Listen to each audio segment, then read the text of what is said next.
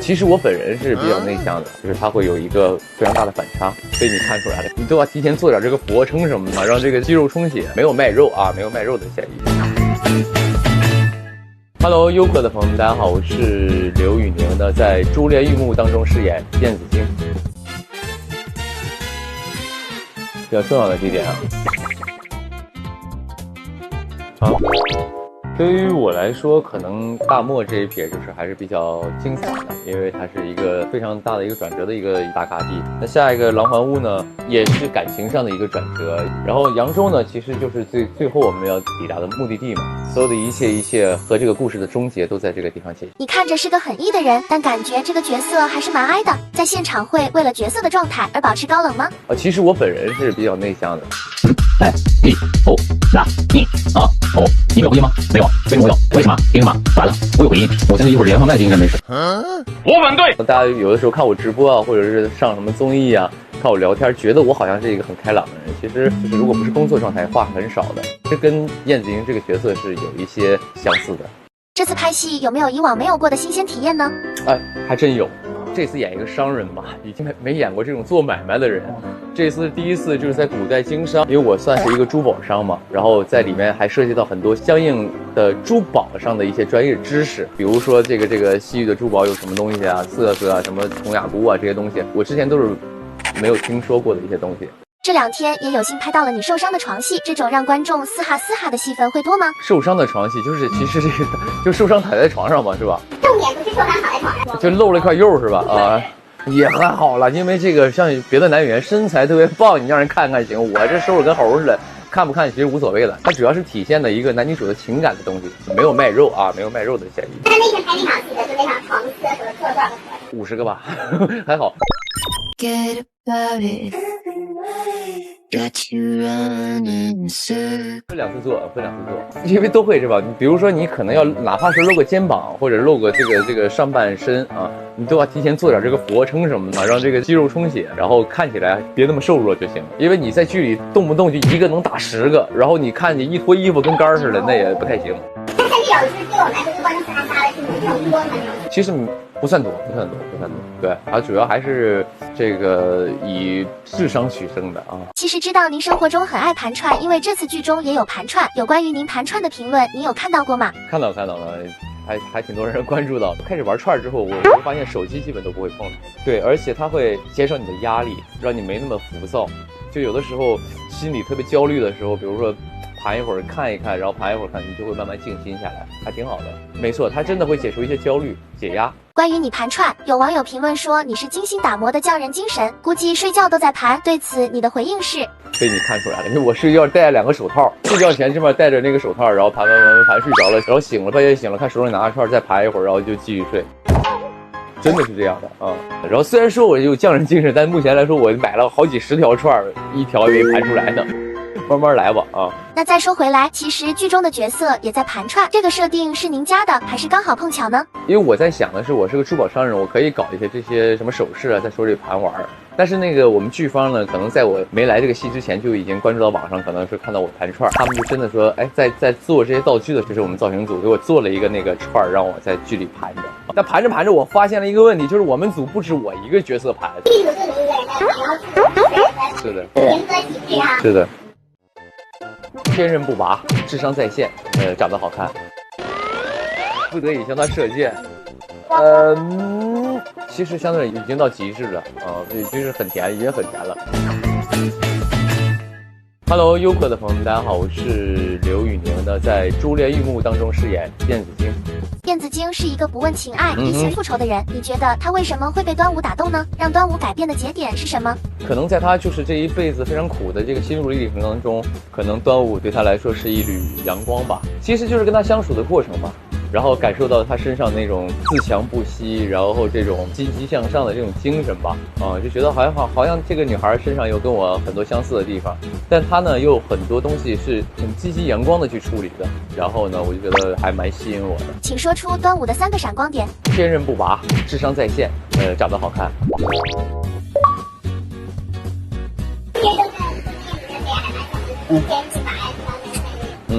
端午和燕子京的感情有甜有虐，你觉得甜虐的占比是多少呢？甜只有20%到30%吧。像醉酒吻这样甜甜的戏份多吗？其实没有多少，其实相对已经到极致了啊，已经是很甜，已经很甜了。因为我们这个戏其实还是以经商为主，不是说一脑门子都是谈恋爱的这种戏啊。还有看到路透保护端午的戏份，当时是怎样的情况呢？那个其实还好，因为就是它算是一场连打，它是有打戏的嘛，就会让很多女孩看了可能会有一些想要被保护的欲望吧。我觉得就是那么一个作用啊。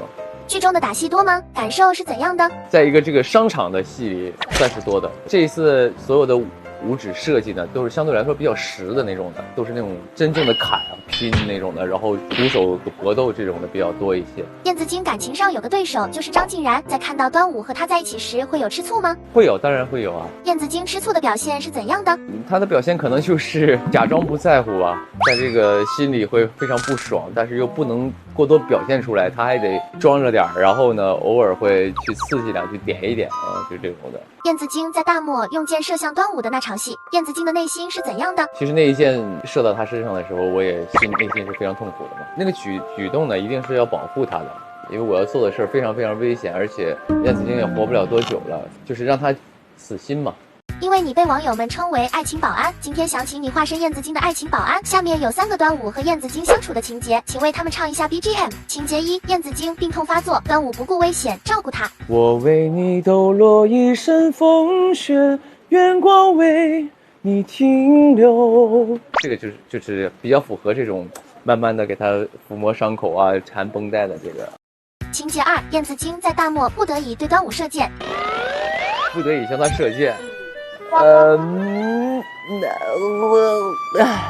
会很痛吗？就是内心很疼那种的。来个什么呢？有一首歌叫《别梦寒》，也是我的歌啊。何时起寒风，吹阵落叶纷纷，烟云中浮沉，粽叶般的钟声，就很安静，但是内心是波涛汹涌的那种感觉。情节3：端午和燕子京互通心意在一起。你说爱情就像满载故事盛开的花，我翻越山海送给你呀，你就再等一等我好吗？也是个 OST 啊。最后，请给大家安利一下《珠帘玉幕》吧。《珠帘玉幕》呢，已经在优酷播出了，也希望大家多多支持《珠帘玉幕》，谢谢各位。我能理解燕子京所有的东西，有那么一段长的时间让我自己来沉淀，都是值得的。勇敢就是总有一天，这个世界会给你答案的。可厉害了，我玩那个极速光轮我都睁眼睛呢。我一看周围进去都是那种5、6岁、6、7岁的小朋友，然后我一个大老爷们儿坐在这儿，然后看人讲故事。Hello， 优酷的网友，大家好，我是刘宇宁呢，在《珠帘玉幕》里饰演燕子京。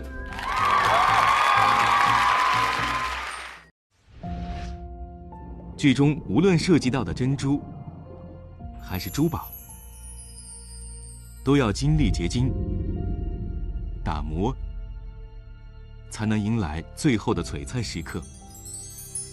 这仿佛也映射了人生。结晶。燕子京的商船就像是职场，要想从底舱进入商队，就要靠自己的本事。我船上不养闲人，也不养无用之人，什么时候从底舱爬到上舱来？再来跟我说。我如何才能进上舱？自己琢磨。燕子京的哪句台词你比较有感触？我觉得就是人想要活着，一定得靠自己。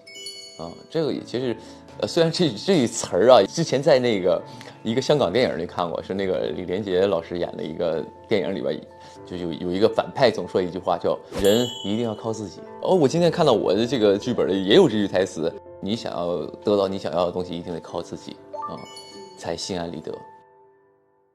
我在看剧的过程中，有几句词戳到自己，就仿佛在跟燕子京来了一场时空对话。是的，是的。你在拍摄时是否有想到当初的自己呢？我能理解燕子京所有的东西，对，就是为什么当初选择来演这个角色呢？当然也是我的荣幸啊，是因为我真的喜欢这个角色。他跟我说我没死了，你信吗？冷着。虽然我也没经历那么的惨啊，但是我是有共鸣的，我很能知道他在想什么，我很能知道他经历了这一切，他该做什么，他想要做什么，他的所有行动逻辑线的动机我都能理解，所以我且有共鸣，所以我就还在饰演他的时候，我就会挺有感觉的，其实啊。打磨。你觉得自己的打磨期是在什么时候呢？我的打磨期可太久了，对我，你想想，我打磨的够久的了，已经磨平了都快，对我磨平了我的这个各种棱角了，已经啊。对，所以就是有那么一段长的时间，让我自己来沉淀，来丰富自己的人生经历。我觉得也是一个好事儿，所以当我能接到一些稍微复杂的一些的角色时候，然后呢，我其实能体验到他的不甘和他的这个所有经历的一些，就是也不能说疾苦吧，经历的一些痛苦吧，我都能体会。如果我出生一帆风顺，我就可能很成功，就拍上了这个我想拍的角色，我觉得我可能也没有那么多对于燕子京内心经历的那些东西的理解啊。总结来说，想对打磨期时的自己说什么话呢？就是值得吧。我觉得你的就是那一段时间的所有的经历都是值得的，都是为了今天做准备的吧。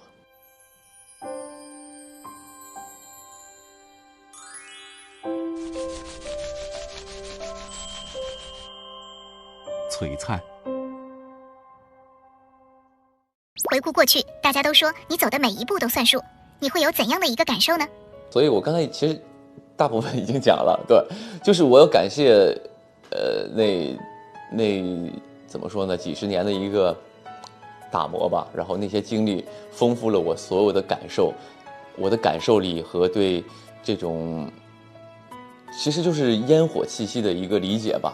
对，我可能更加的知道每一个在上班的人，在打拼的人有多么的不容易，对，所以我还是感谢那个打磨的那个时期的，所以才让我现在能够稍微的圆滑一点面对这个世界，然后也能稍微轻松一点去驾驭现在的工作和环境。对，所以我感谢那段经历，当然也希望正在经历这些打磨期的朋友们能够坚持下去，勇敢，就是总有一天这个世界会给你答案的。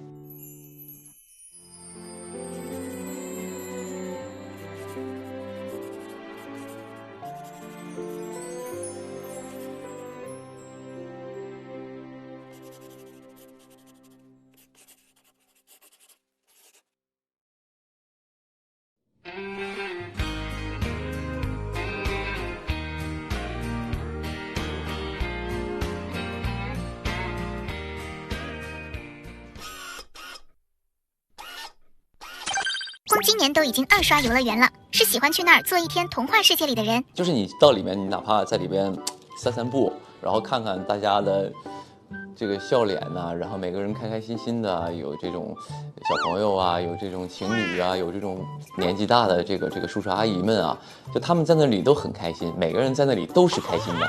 当你进到一个非常开心的氛围，你可能就会忘记这个世界上你还要工作，你还有一些责任。就你到了这里，你就是一个小朋友，你就是一个只要寻找快乐，寻找美好，看到好吃的我就买，我就吃，然后看到好看的我就记录它，我就看它，然后呢就会很开心。那个时候你会忘了你生存在这个一个真实的世界里面。哪些项目是不敢玩的？都敢，都做过，而且可厉害了。我那个玩那个极速光轮，我都睁眼睛呢。我生怕错过了一丝丝的惊险啊，全都玩过，我大概都知道所有的流程。有没有什么比较爱玩的项目？N 刷那种？我基本每一个都玩啊，除了就是特别那种儿童的，就进去了听人讲故事。每次进去，我感觉我一看周围进去都是那种5、6岁、6、7岁的小朋友，然后我一个大老爷们儿坐在这儿，然后看人讲故事，就是那种就是他那个没有什么别的东西，就是各种小玩偶摆在那儿，然后大家在那看啊，就是这种的。虽然我很喜欢，但是我感觉就是有一点格格不入啊。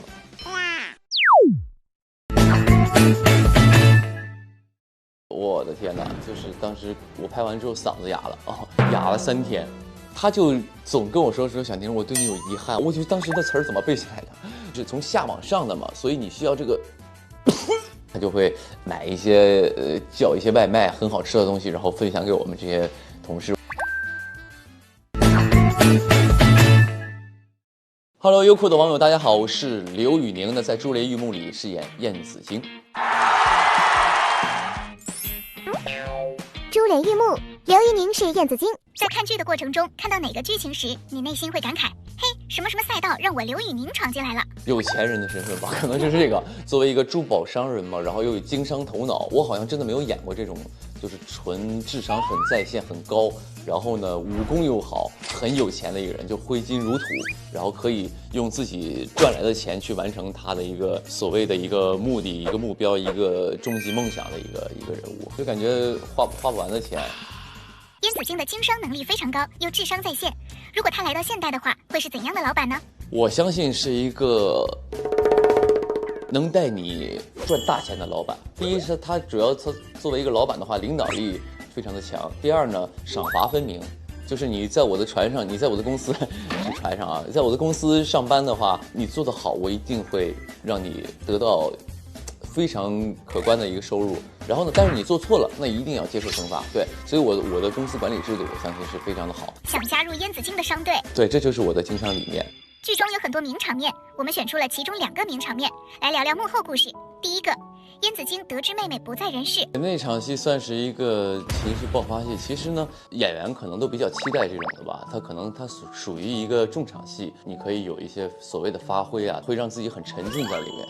然后这是第一，第二呢，就是我的天哪，就是当时我拍完之后嗓子哑了哑了3天。反正那场戏是拍了2天，因为第一天拍完之后呢，然后后面少一个就是那种所谓的氛围镜头，然后你就第2天还能喊1天，他会在你的周围铺一圈轨道，然后绕着你转，然后你要一直很痛苦，一直持续这个东西，要喊3分钟那种感觉，因为他那个轨道要一直转，哇，那个是蛮崩溃的那个。我喊完之后3天嗓子哑了，然后就哇，我不会唱不了歌了吧？我都会有这个小担心啊。我的嗓子怎么成这样？像这种很大情绪戏，虽然拍着过瘾，但拍完会不会比较心累？真的很累，是很累的，因为你要极度的投入，你要反复去感受它，全景、中景、特写，还有拍氛围，你每一遍都得很投入，然后你还得进入那个非常顶的那个状态，就是对我挑战还蛮大的，我觉得那个是啊。拍完之后你就觉得整个大脑已经麻木了，就是空了已经啊，没有精神力了已经。第2个名场面，燕子京为端午挡箭射中端午，作为观众来看有点着急，感觉燕子京可以说出来，然后2个人一起面对。宁哥会有这样着急的想法吗？还是说挺赞同燕子京的做法？其实我觉得我是同意他的做法的，不能太耽误人家，就这种感觉啊。这场戏是有一些动作戏的，有没有哪些幕后故事？那场其实我们吴芝老师。武术导演非常的用心，他就总跟我说小宁，我对你有遗憾。我说咋了？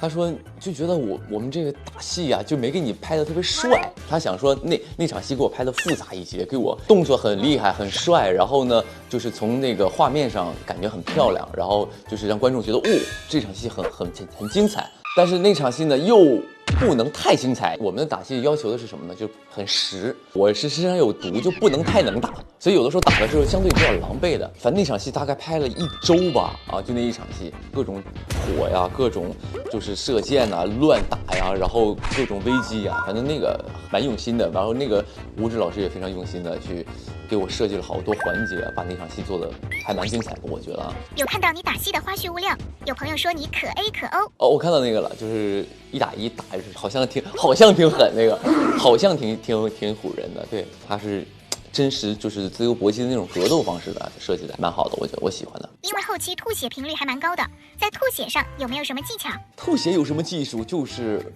你要感受这个血得琢磨这个血是从哪儿来的嘛。你不是牙龈出血了，不是这种的嘛，它一定是从肺子或者是从这个就是从下往上的嘛，所以你需要这个就是你需要这个你感觉好像是从肺子里喷出来的啊，所以还是得研究一下的。在整个配音的过程中，有没有印象深刻的事儿？配音的时候，反正挺感叹的吧。我觉得当时的词儿怎么背起来的？对，因为他的词都很多，有一些专业术语上的东西，就是我以前从来没有听过的。然后跟人聊谈生意，然后还有前后博弈，包括有的时候，其实我跟张欣然的戏，我俩基本上就是2页纸的词，对话形式的。哦，我就当时哇，这个好厉害，然后他也好厉害，就是我俩对戏的时候，就是比如说这场戏2页纸，我俩就哐哐哐就演完了，没有卡词儿了，就是很顺。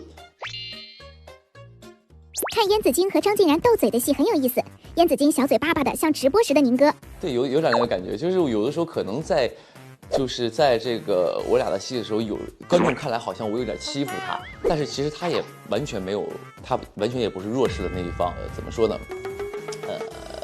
势均力敌吧。燕子京和张晋然可堪称最和平情敌了。反正跟他有种知音的感觉吧，就是他可能也很聪明，很懂我。大家我俩都揣着明白装糊涂的一个状态。哎，这个状态还挺有意思的，两个人。燕子京是什么时候开始注意到端午，然后一点点喜欢上他的呢？我觉得作为燕子京来说，他已经看惯了这个世间的所有的疾苦，且他是一个悲惨之人，所以他的同情心可能没那么强烈，因为他遭受的苦是别人遭受不了的，也没有经历过的。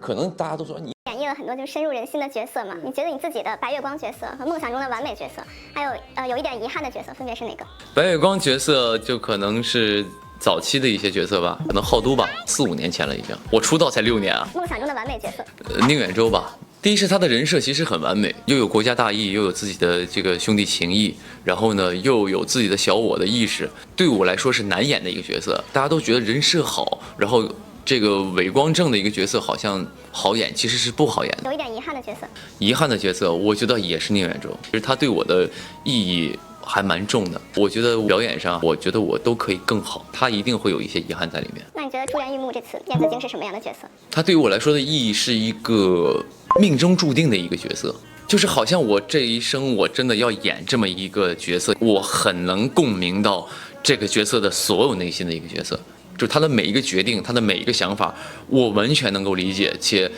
很认同，很能感同身受的一个角色，还挺喜欢的。虎场大拷问的朋友们，大家好，我是刘宇宁，欢迎各位。如果珠帘玉幕和燕子京都被拿上了拍卖会，你觉得他们最大的3个卖点分别是什么？就可能作为燕子京来说，首先他有自己本身有很多财富嘛，他可以把他的财富去变卖。第二呢，就是他的智商可能相对高一些啊，所以呢，可能把这个燕子京拍回去之后呢，可以给他当做一个公司的员工啊，然后给他工作，也是蛮有这个一个企业价值的。然后再就是啥呢，反正就也可以给他做个主播嘛，对不对？然后帮他去销售这些所谓的这些珠宝什么的，因为他都很懂。拥有燕子京也就拥有一切了。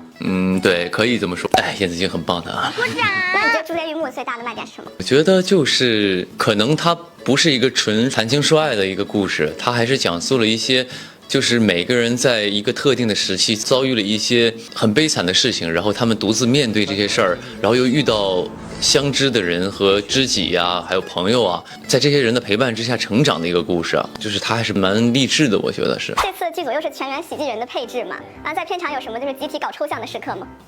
搞抽象就是拍了好多抽象小视频啊，大家就是都很投入，就是一群爱玩的人又气场相合的人聚在一块儿，然后那个氛围就很抽象。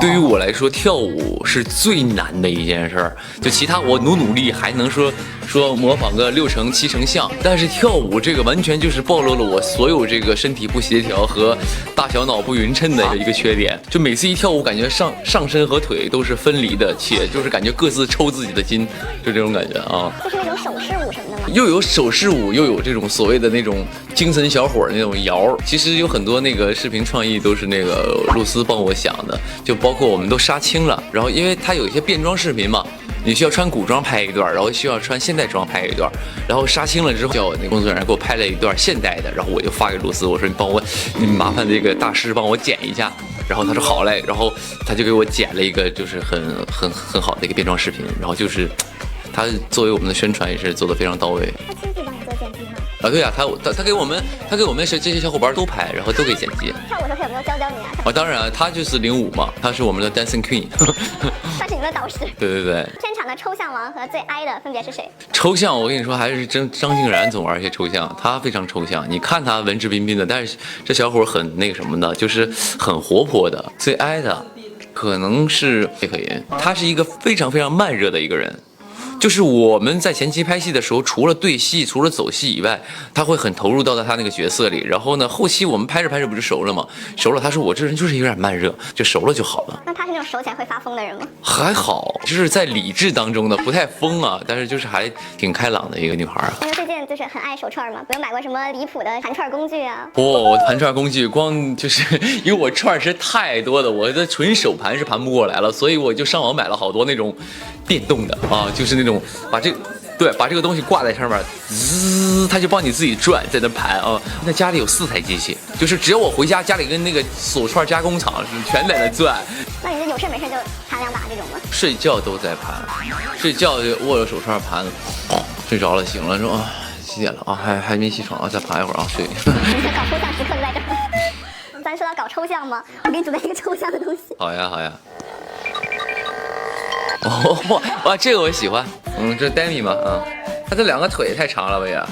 他就那个什么，然后我这个是盲盒，就给他发图片，不知道他做成什么样子，我也是收到才知道他什么样子。哦，好的，这个商家可以拉黑了。你会给大家看吗？把这个。我回家扔给他玩吧，我让他自己看看自己的一个嘴脸。期待一下你的 rap。好呀好呀好呀，谢谢。要不要去马上放下？影响我们整个画面的美感，对不对？不好意思呀。我们女明星被黑了啊！对不起。在社会剧里嘛，就是有没有发现大家都很爱看一些体型差的 CP？那你作为189身高的拥有者，你的感言是？感谢这个身高，可能让我拥有了一些工作吧，就是挺开心，就是有很多朋友会喜欢我演的戏，或者是我跟对手演员的一个互动，然后他们会觉得哎，好像很有 CP 感什么的，我还蛮开心的。这种身高差特别好磕。是，对，他会有一种，就是好像这个男孩在保护这个女孩的那种感觉，会很有安全感嘛，氛围感很重要。那你觉得还有哪些元素可以加持一下 CP 感？就是别往油了演吧，不是很直白了，对，因为我可能长得就是在长相上没有什么优势啊，但是呢，我想说就是尽量这个男孩不要太油啊，对，油的话会招人烦的，所以就可能这个方面注意一点。比如说什么后期的剪辑啊，然后配那些 BGM 呀，会不会也加持一下剧中的那个 CP 感呢？对，我觉得是的，因为背景音乐 BGM 嘛 ，BGM 就是帮个忙的意思嘛，BGM 帮个忙。哦，你这样解读。是因为 OST 是很重要的，包括电影配乐啊、剧的配乐啊，它都是帮你去烘托氛围，且让你有代入感的一件事儿，所以音乐也是很重要的。那后期比如说剪辑完之后，2人光对视，然后后面是静音的，就会有一点，也不是不可以啊，但是如果需要表达一些情感的时候，就需要一个音乐。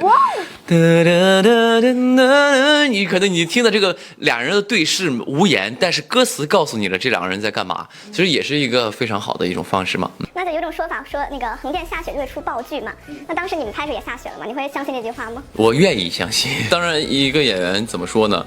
他拍了一部作品，其实每一部作品每一个角色都对于他来说都是很珍贵的一个东西，就是希望自己用心表达的一个东西，用心完成的一个东西，大家伙的一个心血能被更多人所看到、所关注到、所认可，所以我觉得这个也是每个演员的心愿吧。现在对这部剧有什么期待吗？就是期待大家多多的去抛下一些杂念啊和这些所谓的乱七八糟的事儿，还是静心的，就是看看这部剧本身啊，然后看看这些所谓的可爱的人，然后很用心的完成了一部很用心的作品嘛，就是关注作品本身嘛。有没有觉得观众的审美越来越高嘛？就是爆剧越来越少，越来越难做。对。那你会觉得对演员有什么影响吗？我相信每一个演员他在拍戏的时候都一定会很认真，也会很爱自己的角色，但是如果在播出的时候，可能他的结果没有那么的让自己说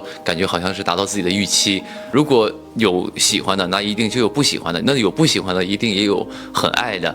所以我觉得最后的答案我们都没法去决定它的成与败，我们仅仅作为演员这个身份，就是好好的拍好每一个角色，问心无愧。那会影响到你比如说拍的时候就更加努力，就是希望下一部剧能比前一部剧更爆。当然会这样的。其实演员也是在成长嘛，你拍一个部戏的时候，你再拍下一个，你肯定无论从对剧本的理解啊，然后表演上，还有台词上，还有这个所有的一切，它都会有一些进步的，所以一部一定会比上一部越来越好的。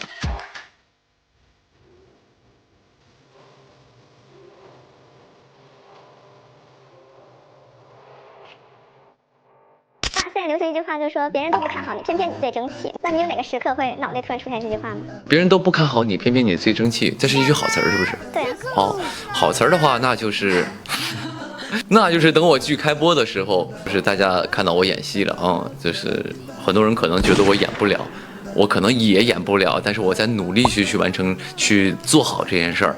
就可能那一刻，我觉得哎，好像还行。如果有朋友真的喜欢，有观众喜欢我诠释的角色，或者是我演的戏，当他给予我这个称赞或者肯定的时候，我就觉得哦，好像他懂我，或者是哎，我好像很多人不看好我，但是他认可了我，哎，我还蛮争气的，会有这种感觉啊。蝼蚁只配人人宰割。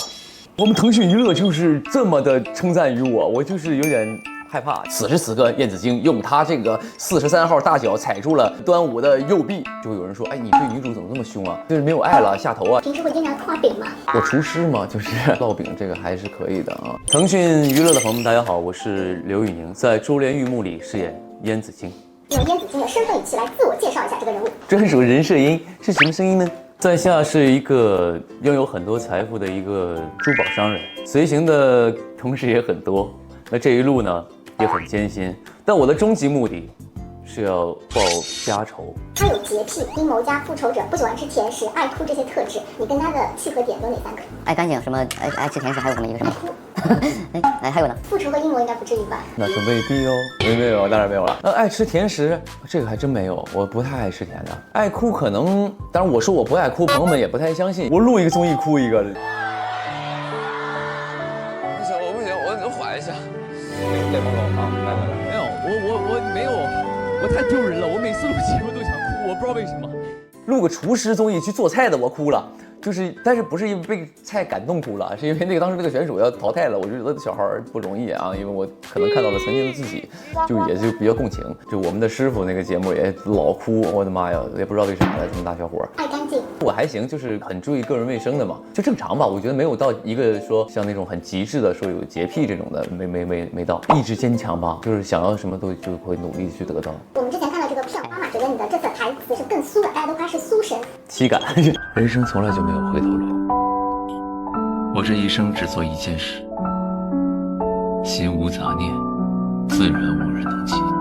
有压迫感满满嘛，就是自己在这次在练台词的过程中，就是能具体展开说说吗？还是有一点小设计了，但是我不敢说对或错啊，因为他是一个其实是心里很能装事儿的一个人，且所有的事儿运筹帷幄，所以他在说话的时候，他就会要透露一种自信，但又不能就是那种浮夸的那种过于的那种浮的那种状态，所以他说话的语速要相对慢一些。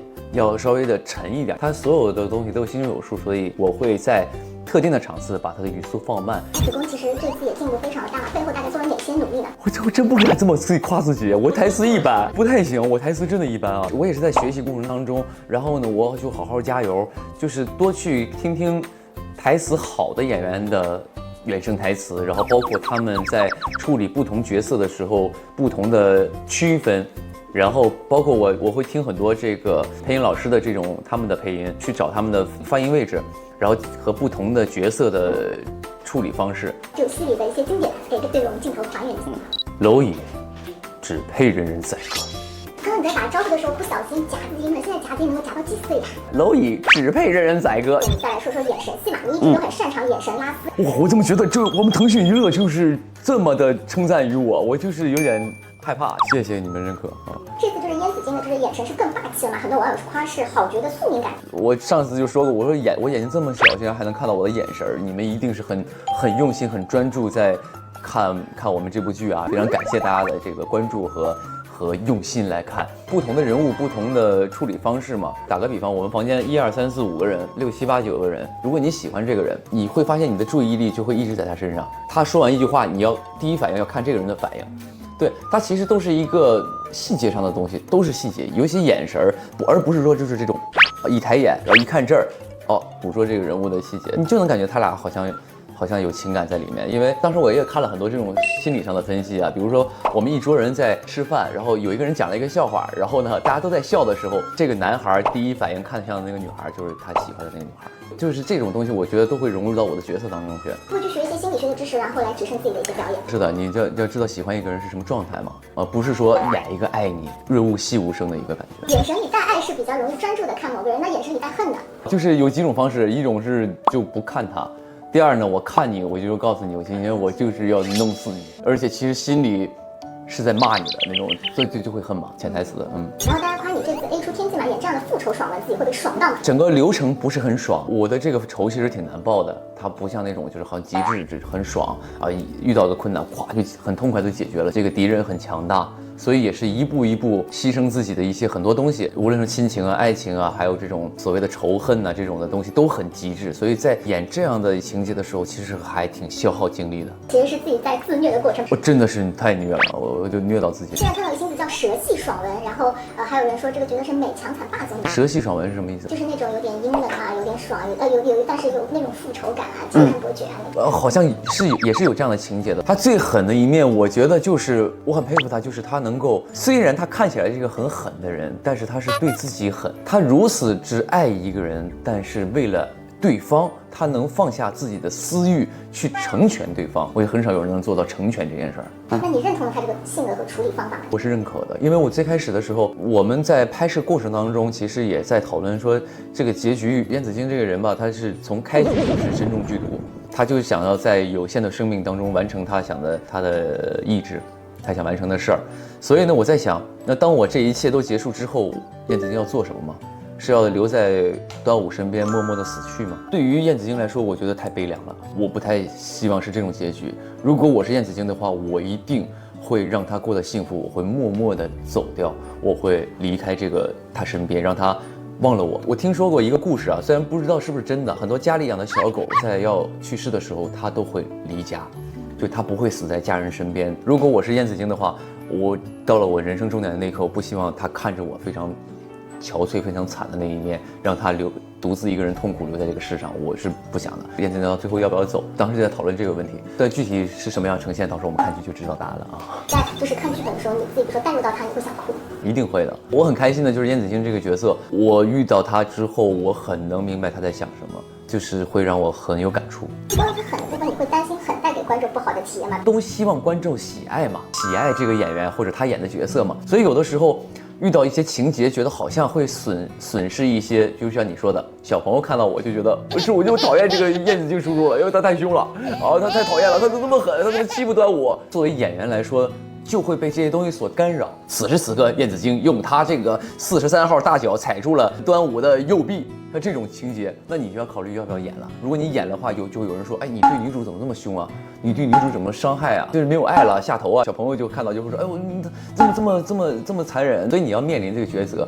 但是我最终告诉自己，我觉得我作为一个演员，我要诠释的是剧中的角色，剧中人的角色和他的正常这个角色他的性格做出来的事儿，那些东西对于我来说可能会先放一放啊。当然就是还是要尊重剧本，尊重角色，尊重导演，完成一个大家的集体作品。他不张嘴的哪一刻，你会特别想冲进屏幕撬开他的嘴？我第一遍看剧本的时候，男女主会产生误会嘛，我就想说，这有啥不能说的呀？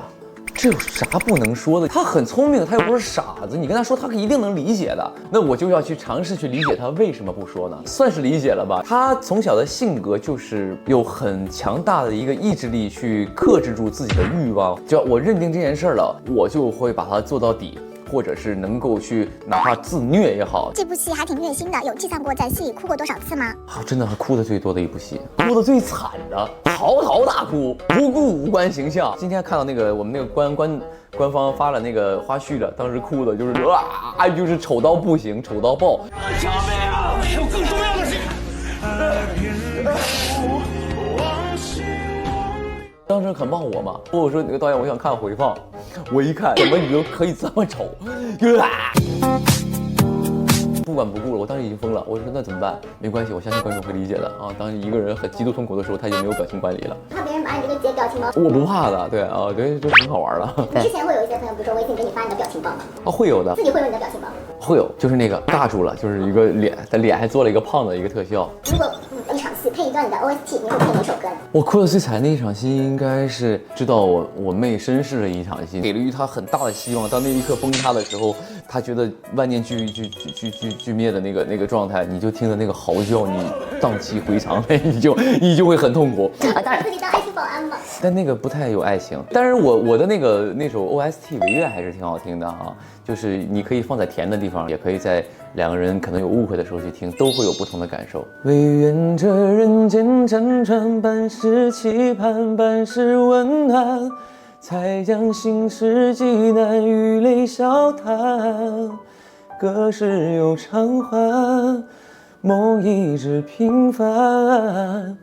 谢谢各位。做自己的爱情保安和为别人护航是怎样不同的体验呢？在录制的过程当中，其实都相对客观嘛，还是要了解一下这个剧情。BGM 它还是一个辅助、一个加分的一个功能性的一个东西嘛。当然是就是希望在任嘉老师非常精湛表演和非常优秀作品的这个前提下，我去给他加点气氛在里面。所以我一定要了解他要表达的是什么，经常会出现在什么时候。比如说我的这首 OST 出现在他们打斗的过程当中，那我要唱得非常燃。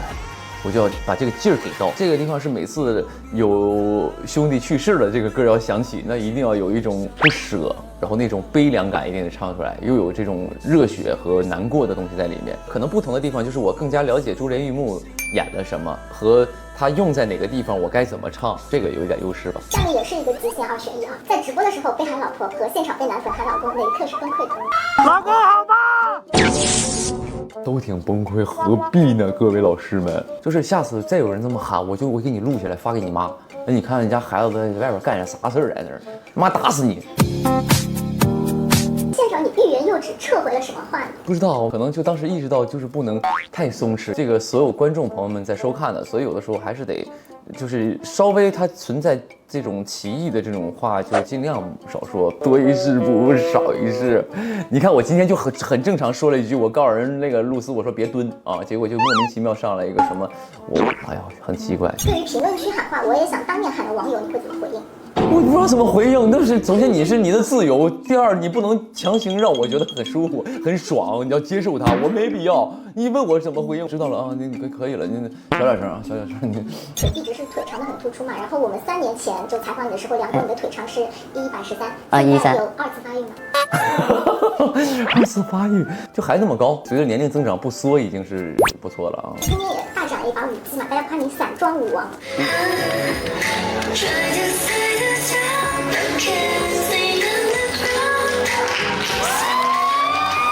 哎，就是还是朋友们捧场嘛，因为很多朋友一直在说，哎，宁波跳舞，喜欢看你跳舞，其实就是想看我笑话，对我都是知道的。然后他们也就是想看到我这种好像看起来半身不遂的感觉。当然我也知道他们没有恶意的嘛，就觉得很好玩。但是还是跟大家说，这个我可以去尝试我想去尝试的事儿，但是跳舞这件事儿是我这一辈子，我感觉是我个人能力的问题，无法企及的一个山顶。还有人说就是觉得你跳舞就像我的人生很忙，但不知道在忙什么。那就选择一条这个你知道你在忙什么，所以就别跳了吧，对吧？你找一个你干得顺的一件事啊。现在也临近2024年的年尾了嘛，今年有给自己设定的 KPI 都完成了吗？哎，很神奇的是，我今年没有给自己设KPI，我今年是完成去年的 KPI。就是把专辑做完，因为我3年前就说，我说啊，你信誓旦旦啊，这个大家好，我是刘宇宁。那有朋友问你这个专辑什么时候完成啊？很快就跟大家见面了。我最近也在《锦州的秘密》筹备中。哇，3年前说的这话，就是到今天还没完成。人物底色其实是比较的悲凉的啊，悲凉的。对他从小的环境啊，然后他的身世啊，包括他遭受的所有的一切，就是可能除了康居以外吧。跟他共同经历了，这所有的人都不了解他，都不懂他，他是很孤独的。什么时候让他能觉得有一点温暖呢？就是当有一个人真正走进他内心，能懂他，且他会觉得跟这个人很像，出现了一个人跟他很像他自己，然后呢，无论从想法还有所有的东西，而且很懂他。他就会被打动，是这样的。那剧中这样的人是谁？是我们就是当时船上的一个清杂工，不，当然不可能是，肯定是女主嘛，对啊。现在啊，我觉得可能就是一个小人物吧。我想演一个非常接地气的小人物，然后就是他一步一步在这个社会当中打拼的一个过程啊。我会想要这样的角色，或者是那种卧底我之前也一直想演卧底，一直没演成啊，到现在。对，谍战剧，不一定是谍战，可能是警匪片，然后可能我再演一个卧底。今天就是在那个追剧团里，你演唱了一个《西游记》的主题曲哦，然后前几天又跟单依纯老师演唱了《相似》，然后之前还跟他合作过《女儿情》，哦是，好像都跟《西游记》有关。哦是吧？哦，相思也跟《西游记》有关吗？就是《西游记》后传。哦，对，我还在想那个呢，对。对，莫名其妙的哈，对，都有关系。那说明就是《西游记》这部戏，你看造就了多少经典歌曲啊，对不对？让我们耳熟能详。所以说，更加肯定了我走 OST 这条道路是没错的。对，一个非常棒的一部剧，它一定会成就很多优秀的音乐作品，它都是相辅相成的。我觉得，对的，很有缘分啊。其实我觉得无论什么，包括唱歌也好，我觉得我的理解啊，唱歌其实我们最开始的起步一定是模仿嘛。对，你就可能就像小朋友一样，小朋友说话也是听他爸爸妈妈说话嘛。爸爸跟他说你叫爸爸叫妈妈，他是听着这个声音才能模仿到自己的发音嘛。所以包括学台词也是，你要去模仿你认为台词好的人的台词，从模仿当中找到自己的音色和这种处理方式，和吸取他们比较好的一些韵律啊和发声方式啊什么的，断句啊、逻辑重音啊，这些都要去思考的。Hello， 新浪娱乐舆情实验室的朋友们，大家好，我是刘宇宁。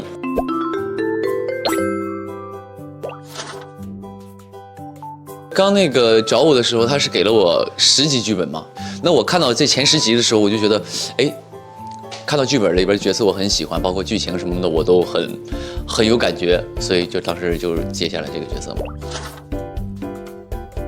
可能他是我以往演的角色里，就是每一样都最极致的一个角色吧。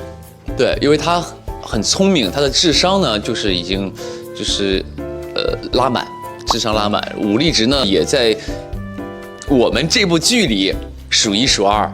然后呢，有钱程度呢也是数一数二，做事的决心和毅力也是数一数二。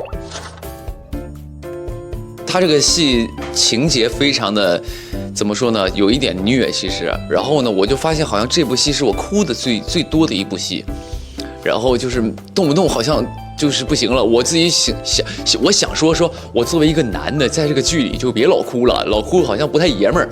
但是你这个剧情到那儿了，就是你自己有感，你就觉得我不行了，我忍不住了，我就很感动，然后就是让自己想说，对，每到特别痛苦那个时候，我就真的很痛苦，这个让我觉得很难处理啊。没有变化，因为对于我来说，其实我在这部剧里从来没有叫过他苏沐哲，因为我觉得他在燕子京的心里，无论他是什么时候、什么身份，到了什么境遇，或者他对自己怎么样，是什么态度，他心里在燕子京心里，他都是那个最开始认识的端午，打动着我，所以是让我对他有感觉的啊。是很惭愧，对，我觉得。因为我之前跟大家说过，我说我演的角色死亡率达到了80%，对，就是这个至于这部《珠帘玉幕》，我最后活没活下来，咱们到时候拭目以待，是不是？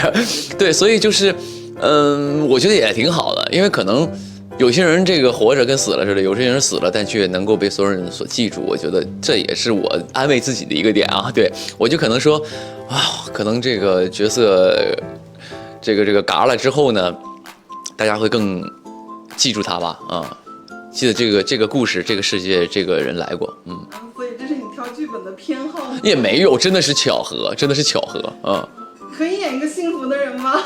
我尽量，我会尽量演的。我不担心进入舒适圈，因为首先演员对于我来说是我的一个新职业，就是而且我是一个爱折腾的人，我不会让自己太舒服的。对，这是第一。第二呢，总在说逃离舒适圈，其实吧，就是我个人的见解啊，就可能不太成熟。我觉得没有那么多必要说一定要告诉自己逃离舒适圈。你在你的舒适圈真的做到极致了吗？如果没有的话，就是我总听一些人分享他们的理念，说我要做点不一样的东西什么之类的。但是对于我来说，我觉得我如果我做的话，我也想做不一样的东西，但是前提我是希望我自己先能在我的这个领域当中做好，做到我认可它，已经就是很舒适了，然后我可能再做别的。对，现在所以我是想说，我会在我想要做的这件事里把它做到极致啊。那所以您是认为自己有舒适圈吗？我都不太舒适哦，对，因为我本身是学厨师的，你说哪个能舒适？唱歌能舒适，还是演戏能舒适啊？就可能直播舒适一点啊。对，直播我是干了年头比较多了啊。第一是我歌手的身份肯定是我的立身之本嘛，然后我也是承诺说做专辑。但是3年了，第2张专辑还没出来，我觉得确实有一些惭愧，而且再加上我最近看了一些演唱会，包括我去去朋友的演唱会上当嘉宾之后，我又很想念开演唱会的感觉了，所以想说，那我这4年其实在横店基本没离开横店，然后在成都在重庆拍了一部分戏，在成都拍了一部分戏，剩下所有的时间都在横店，那我一直都在就是一直在做演员这件事儿，然后呢，我应该回来做歌手，把歌手这个身份再重新让它就是怎么说呢，运作起来吧，就是把演唱会开起来，对。那听说明年开年就会有演唱会了？对，应该是的，对。会准备哪些小惊喜给我们？小惊喜就是因为我开过一巡了嘛。开过1轮的演唱会了嘛，一个巡演，然后开了6场。那这一次呢，想说我场次可能会多一点，这是第一。第二呢，肯定因为第一次开对于我来说没有经验。第2次呢，可能我会经验稍微丰富一些，然后再加上更多自己的一些想要表达的，然后自己的一些设计、自己的一些理念，在这一场演唱会当中，然后希望它是一个我跟我的粉丝。我这些歌迷朋友们，包括所有可能想要来看我演唱会的这些朋友们，一个非常开心的一个聚会，一个 party 啊，然后让我们都有更多的参与感和互动感的一个演唱会吧。作为丹东舞王，会不会在演唱会上挑战一些唱跳的歌曲？因为现在收的歌没有唱跳的类型，所以但是也想要说怎么也得来一个吧，应该是要来一个的，所以到时候。看吧，有可能会有的，有可能没有的话，就有别出心裁的一些节目了。那网友也调侃你说你是上半身舞王，你认真这个称呼吗？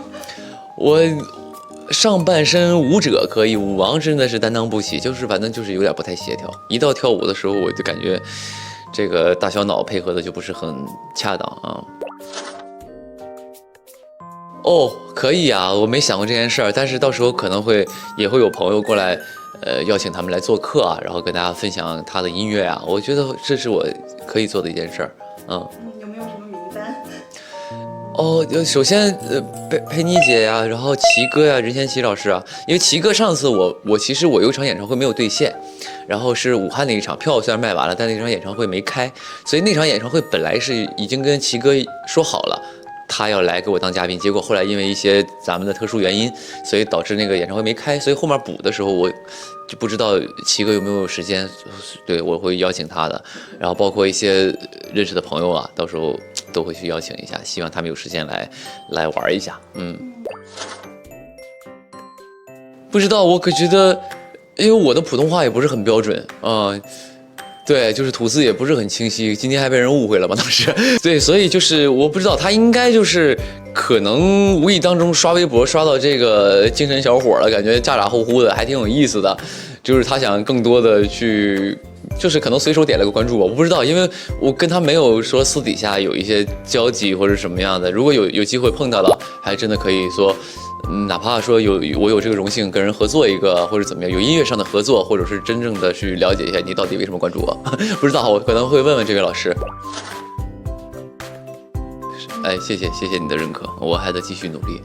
困难可太多了，就是其实我当时我在网上听到一个言论说，那个有一些朋友啊，就是可能当然我不会自己认可自己的，但是有些朋友会觉得说，刘宇宁台词声音很好听。他会说这个啊，有些人就说他是歌手，他的声音好听是正常的。那你可以看看我最开始的那2部戏，那个时候台词是特别不行的，他还是需要你去花功夫去研究、去琢磨、去练习的。所以呢，我作为一个非科班来说，其实我不敢说自己努力，但是我还真的练了很多。但是现在还是在努力的学习过程当中啊，还在继续努力。然后燕子晶的台词里有没有一些自己的小设计？自己的小设计啊，就是因为他这个人嘛，他有前期的时候有一点口是心非，比如说那个有一场戏是那个端午来找他请教一件事儿，我平时的说话方式都是这种的，进来说干什么，就是比较的沉稳且稳重。但是呢，那场戏是他来请教我一个文字该怎么念，但是问题是我不太会。那不太会呢，你在那个，所以你在台词上处理，你就不能说我不会，你会这样就会觉得更加的那个不太好。所以那个时候你就会在所有的那个语调上和台词上，你要把速度提起来，且把音调调高，就是会我当然会了，这有什么不会的啊？我下次给你讲，就是你知道吗？他把这个台词的这个音律和速度一调，它就会体现人的另外一个内心的一个性格，就觉得我就会在这种特殊情节上会有一些台词上的设计对。那个时候我俩是喝完酒之后的，然后我好像问他一句，我说你恨不恨我？然后他说我从未恨过你，你信吗？当时我听到那个词的时候，我其实很震撼的，就是在我理解，端午一定对他有所恨的，但是他没有恨我。然后我当时我愿意相信，但是我又不敢相信，我说了一句我不信。但是我不是说真的很认真的说我不信，你在这胡说八道什么的，我一定是自嘲的那种我不信。就是我的意思是什么呢？就是你恨我，我能理解，我认可，我也愿意让你恨我，这样你可能就没有那么痛苦了。对，所以他那个还是那句词儿蛮有感觉的啊。刘怡宁揭秘宁圈5大未解之谜，刘怡宁拿小狗练台词。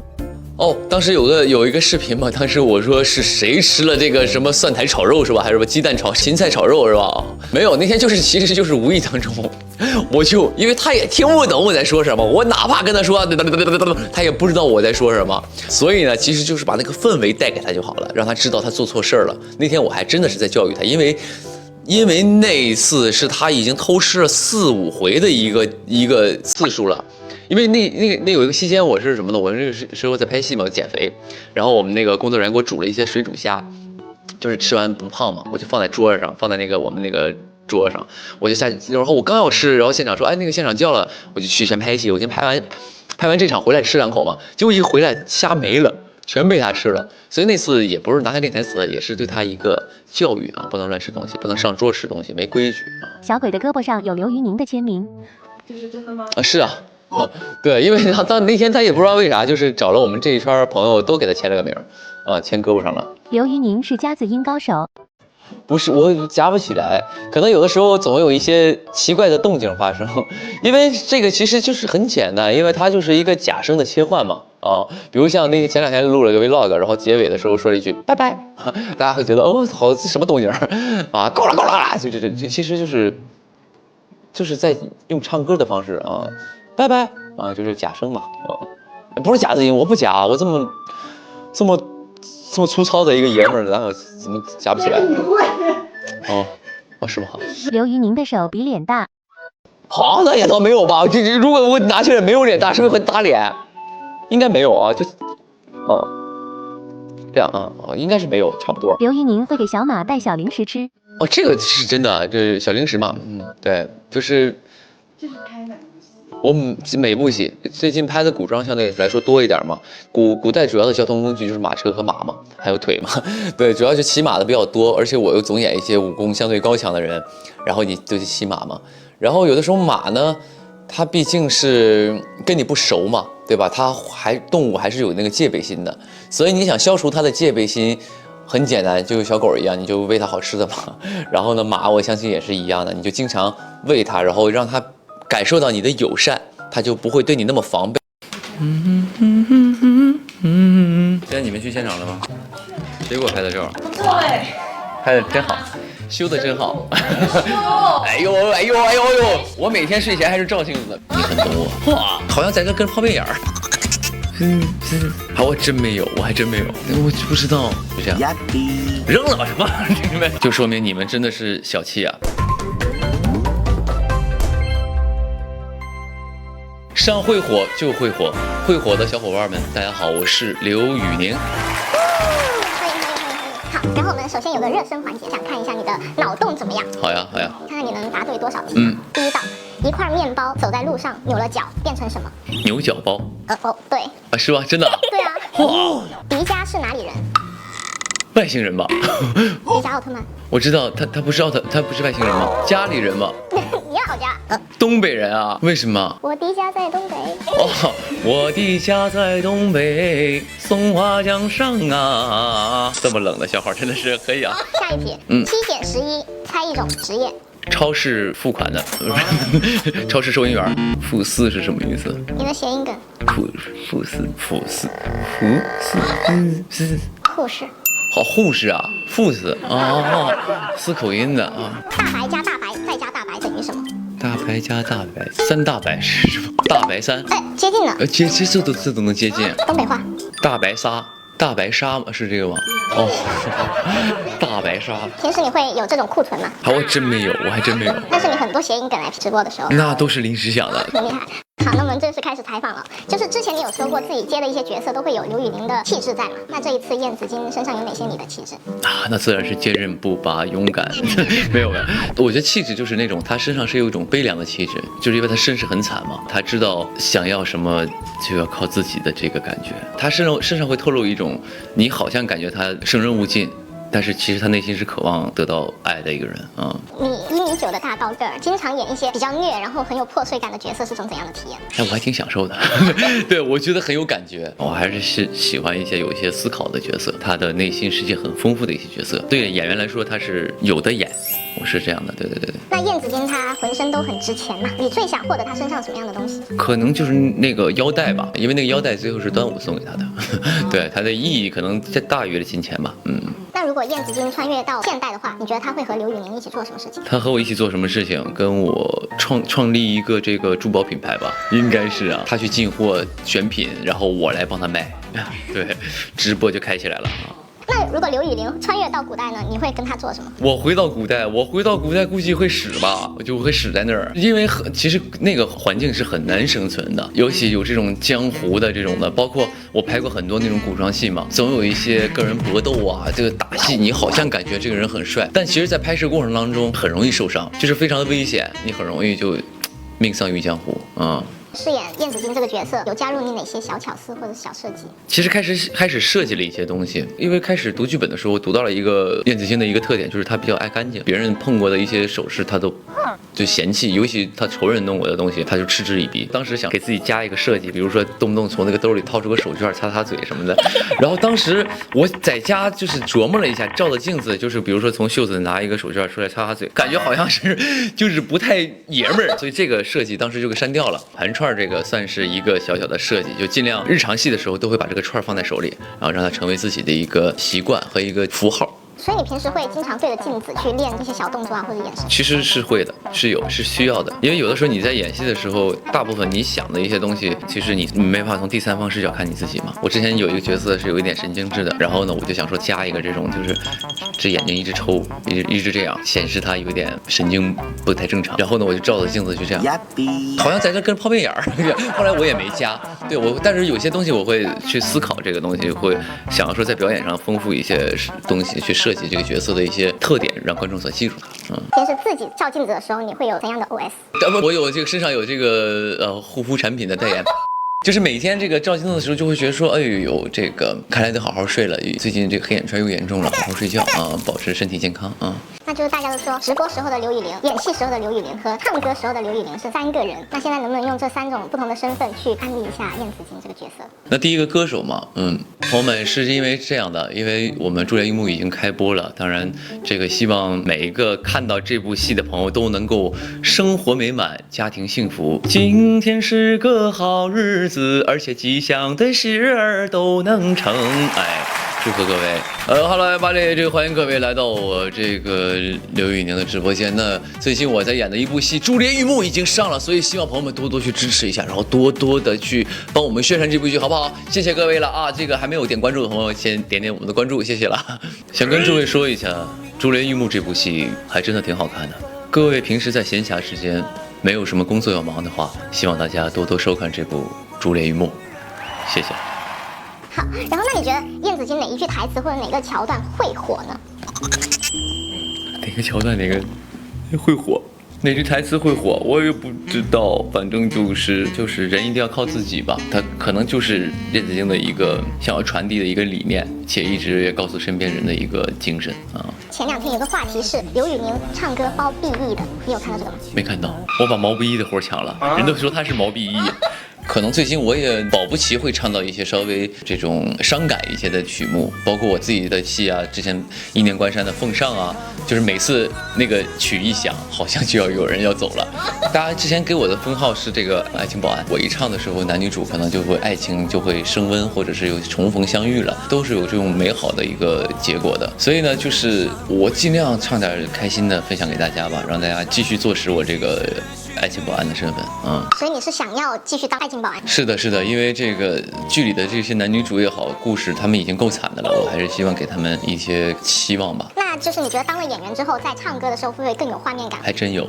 其实我一直在很早听过一句话，叫做唱歌其实就跟说话一样，它的形容并不是说你要像说话一样唱歌，而是说想要去表达，最重要的一定是我传递给了一个什么情感、什么氛围，让你感受到了什么。所以我觉得这个作为演员来说，走入不同角色的人的人生和内心之后，我的感受力被开发了，共情力可能会开发。那我被开发之后呢，我可能传达这个情感的技能又会稍微有一点点的提升，所以在唱歌的时候也是有一些输出的啊。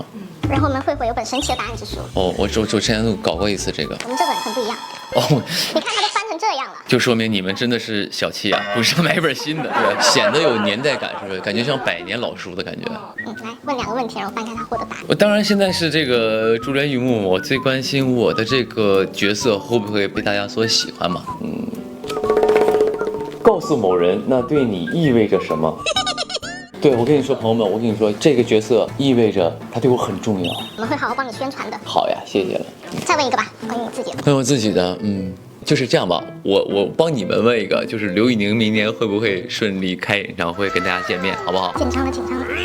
要知道，选择太多和太少一样很难。很难选择开多开少，因为这个是真的，因为我真的在考虑说2巡的时候，因为他们跟我说要多开几场，我怕朋友们没有新鲜感了，然后也会看疲惫，而且很多朋友想要说来支持我演唱会，你说看演唱会又买票又要住宿又要机票又得吃饭，然后呢又可能买一些什么这种为演唱会准备的东西，而且大家赚点钱都不容易，所以都会很破费，所以我开太多我怕你们承受不太了，所以我真的在选择，真的很难。扔了吧什么？没有，开玩笑。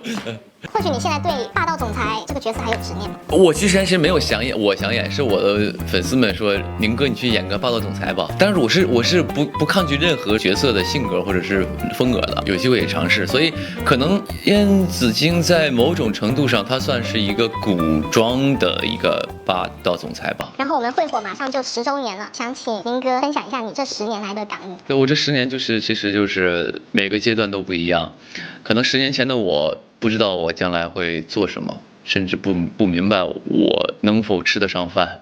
然后呢，在6年前有一个偶然的机会，能够从事这个自己想从事的行业，做歌手嘛。然后又过了2年之后，我又开始做演员了。然后呢，到今天又有跟剧跟大家见面了。所以我想说，无论说10年也好，或者是20年也罢，我觉得在人生当中，只要你坚持你想坚持的东西，有可能在某一个阶段就会让你进入你人生的下一个阶段，然后可能是让你满意，有可能是让你更加痛苦的，但是只要你向着好的方向努力，我相信一定都有好的收获。那如果重生之刘宇宁在会火上班，你想要应聘什么岗位，或者想在会火做什么？我可能就做你这个职位。我喜欢跟人聊天嘛，我在跟他对话当中，我要去揣测他是如何思考的，且问什么的问题既有话题又不冒犯。我觉得这个过程还挺有意思的啊。那你会想要问刘宇宁什么问题呢？我想问刘宇宁，你刚刚已经问完了，你很懂我。谢谢你。然后我们最后用一个特别的方式给节目打个板。特别的方式就是这个。真有艺人会这样？真的啊！3、2、1，会火刘宇宁采访。3、2、1。有各位同事们，这个辛苦了。我是那个刘宇宁，听说你们在等我，我何德何能啊？当然你们很辛苦，忙碌了一天，还在等我。那在这里呢，也祝各位今后在工作当中都能够一切顺利。然后呢，这个《朱丽叶玉幕》也快上了，然后你们也帮我们这个剧多多宣传一下，辛苦各位了。各位晚安。我丹东大草莓好吃吗？啥意思？想吃单饭。没问题，到时候下来给你们安排。好了，我记着呢。那个等那个丹东草莓下来了，给你们整点啊，尝尝。